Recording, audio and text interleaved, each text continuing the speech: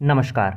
आज के इस वीडियो में हम आपके लिए लेकर आ रखे हैं कुमाऊं विश्वविद्यालय बीए फर्स्ट सेमेस्टर हिंदी का सिलेबस। इस वीडियो में हम आपको बताएंगे कि आपके पाठ्यक्रम में किन किन कवियों को सम्मिलित किया गया है। तो चलिए इस पर विस्तृत जानकारी आपको देते हैं। बीए फर्स्ट सेमेस्टर के लिए कुमाऊं विश्वविद्यालय के द्वारा जो पुस्तक निर्धारित की गई है उसका नाम है प्राचीन एवं भक्तिकालीन काव्य, और इस पुस्तक के संपादक हैं प्रोफेसर मानवेंद्र पाठक, हिंदी विभाग कुमाऊं विश्वविद्यालय नैनीताल।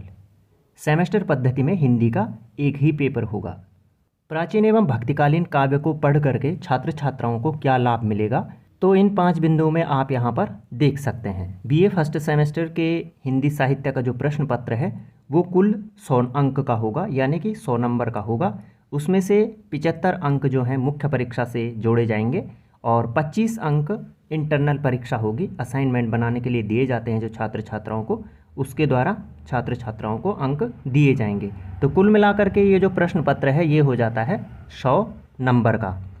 इसमें से पासिंग जो मार्क्स हैं, यानी कि पास होने के लिए, उत्तीर्ण होने के लिए जो अंक हैं छात्र छात्राओं को, वो लाने हैं कुल मिलाकर के 40। तो 40 अंक लाना हिंदी साहित्य में कोई बड़ी बात नहीं है। यदि आप अच्छे से तैयारी करेंगे सिलेबस के अनुसार तो आपके अच्छे से अच्छे अंक इस पेपर में आ सकते हैं। तो चलिए अब सीधे बात करते हैं इकाई के अनुरूप सिलेबस की।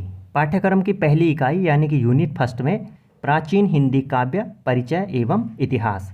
इसमें प्राचीन हिंदी काव्य के बारे में छात्र छात्राओं को जानकारी दी जाएगी, वे उसके इतिहास के बारे में जानकारी प्राप्त करेंगे।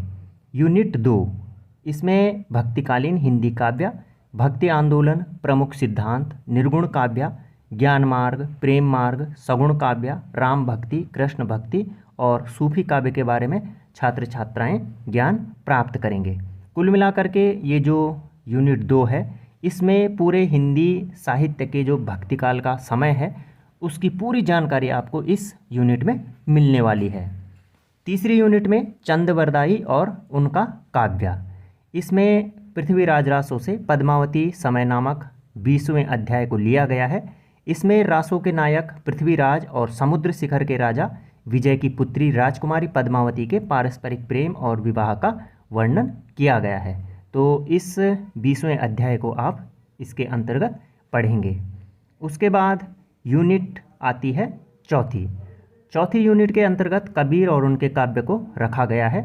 इसमें कबीरदास जी के 25 दोहे और 7 पदों को सम्मिलित किया गया है। यूनिट 5 के अंतर्गत आप पढ़ेंगे जायसी और उनका काव्य। इसमें मलिक मोहम्मद जायसी के द्वारा रचे गए पद्मावत नामक महाकाव्य के मानसरोदक खंड से 8 काव्यांश रखे गए हैं।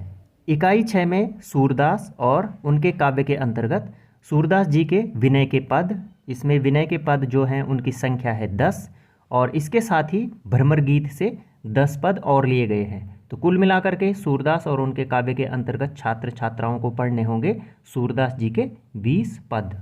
इकाई 7 के अंतर्गत तुलसीदास और उनके काव्य को पाठ्यक्रम में सम्मिलित किया गया है।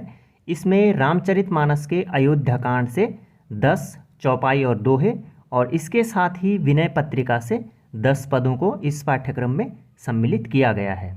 तो ये जितने भी कवि हैं, चाहे वे चंदवरदाई हों, कबीर हों, जायसी हों, सूरदास हों, तुलसीदास हों, इनके जितने भी काव्यांश आपके पास हैं उनमें से आपके पास व्याख्याएं पूछी जाएंगी। इसका विस्तृत वीडियो हम बहुत जल्द अपने चैनल पर अपलोड करेंगे। तो यदि आपने हमारे चैनल को अभी तक सब्सक्राइब नहीं किया है तो वीडियो देखते देखते ही हमारे चैनल को सब्सक्राइब कर दीजिएगा, क्योंकि आपको महत्वपूर्ण जानकारियाँ लगातार इस चैनल पर मिलती रहेंगी।